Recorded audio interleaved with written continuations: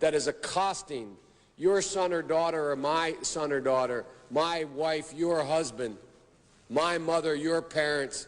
It doesn't matter whether or not they were deprived as a youth. It doesn't matter or not whether or not they had no background that enabled them to become socialized into the fabric of society. It doesn't matter whether or not they're the victims of society. The end result is they're about to knock my mother on the head with a lead pipe, shoot my sister, beat up my wife, take on my sons. So I don't want to ask what made them do this. They must be taken off the street. That's number one. There's a consensus on that. Unless we do something about that cadre of young people, tens of thousands of them, born out of wedlock, without parents, without supervision, without any structure, without any conscience developing, because they literally, I yield myself 3 more minutes, because they literally have not been socialized. They literally have not had an opportunity. We should focus on them now. If we don't, they will, or a portion of them will, become the predators 15 years from now. And Madam President, we have predators on our streets that society has, in fact, in part because of its neglect, created.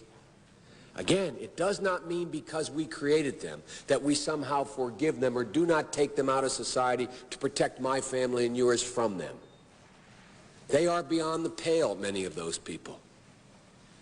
Beyond the pale. And it's a sad commentary on society. We have no choice but to take them out of society.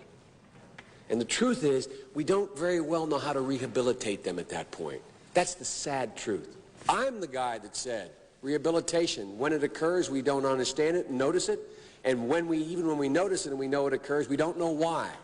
So you cannot make rehabilitation a condition for release. That's why in our system, there's the federal system, you serve 85% of your time. It's a shame, but we don't know how to rehabilitate. But there is a consensus, and I will cease.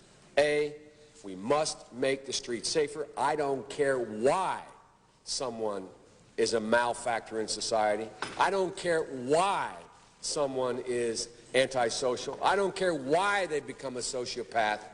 We have an obligation to cordon them off from the rest of society, try to help them, try to change their behavior. That's why we do in this bill. We have drug treatment and we have other treatments to try to deal with it. But they are in jail. But we would be absolutely stupid as a society if we didn't recognize the condition that nurtured those folks still exists. And we must deal with that.